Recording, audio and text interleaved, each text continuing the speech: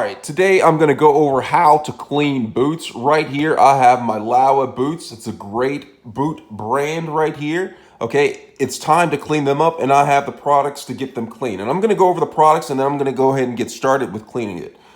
First, some of the products that I'm gonna talk about is you're gonna need a brush. Right here, I have a soft tip brush.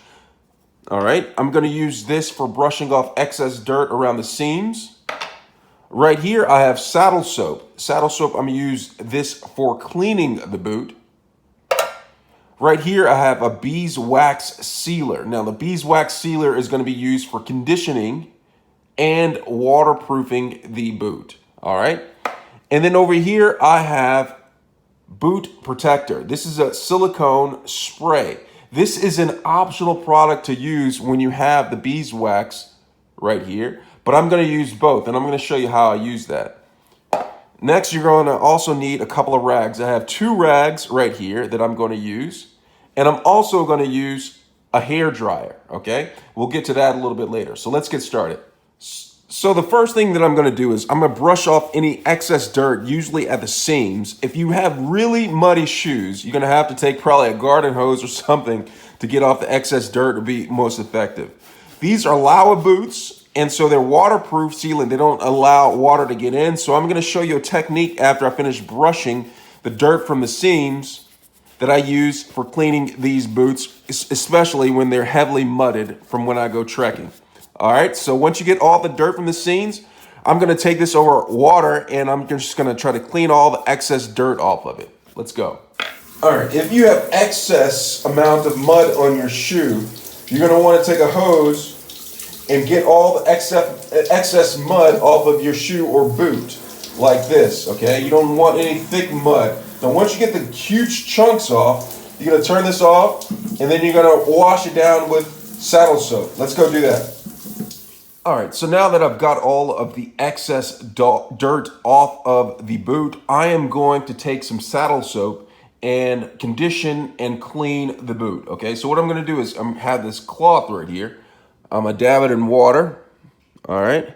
Get it nice and moist. And then I'm gonna take the saddle soap and I'm gonna just build up a little bit of lather up on the cloth that I have right here, okay? Build it up. Might have to take a couple more dabs into the water and build up a lather on here. And then take it on your boot and you're going to go across your entire boot and you're going to build up a nice lather, working the saddle soap into the boot like this. And you're going to do this all over your boot, okay?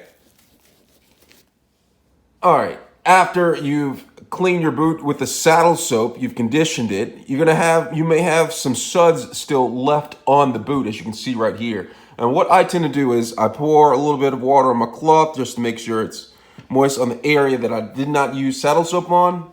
And then I'm just gonna take it and I'm just gonna get the excess saddle soap off of the boot, all right?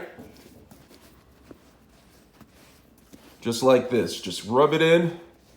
Make sure you get all the excess suds. You don't want to see any of the white on there. Just wipe all of that off.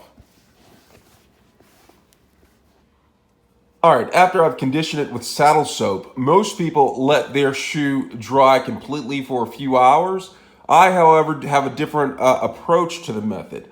I don't let it dry for a few hours because my belief is that leather is just like skin and the best time to put on lotion is directly right after the shower, okay, where the moisture is actually in the boot a little bit and conditioned. Okay, so what I'm going to do is I am going to go to the next step, okay? The shoe's not completely soaked. It's dried a little bit.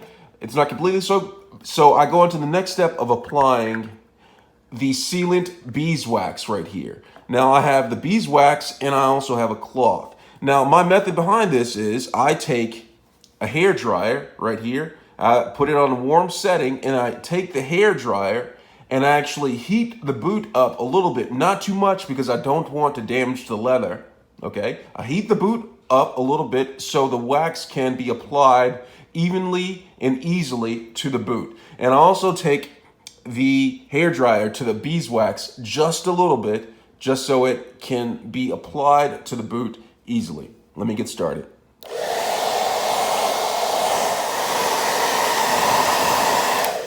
All right, so I've warmed up the boot a little bit. As you can see, it's still moist a little bit. And I also warmed up the beeswax so it can be applied easily to the boot. And what I'm gonna do now is I'm just gonna take my cloth and I'm just gonna take the beeswax, all right, get a little bit on here, and then I'm just gonna go across the entire boot with the beeswax, rubbing it into the boot, okay? It may seem like a little weird, like it changes. You see there's white on the boot right there. After a while, that goes away. So I'm just gonna rub this in across the entire boot. All right, just like that. Making sure you get in between the laces, where the laces go, and everything, okay? All right, once I've conditioned the boot with the beeswax sealant, I'm gonna take my rag, put it to the side, and then what I tend to do is take the hair dryer on the low heat setting and just run it across the shoe a little bit, just to warm the shoe a little bit and get the beeswax to penetrate into the shoe's pores. All right, let me go ahead and do that. All right, after I've finished heating up the boot a little bit more, the boot has been washed and conditioned, and it's going to appear a little bit darker. Now that's what happens when you put lotion on the skin. It actually absorbs and it actually looks moisturized as opposed to looking dry. So your boot will, however, appear darker, and it should wear off as the oils start to dry out of the boot before you have to do the whole process over again.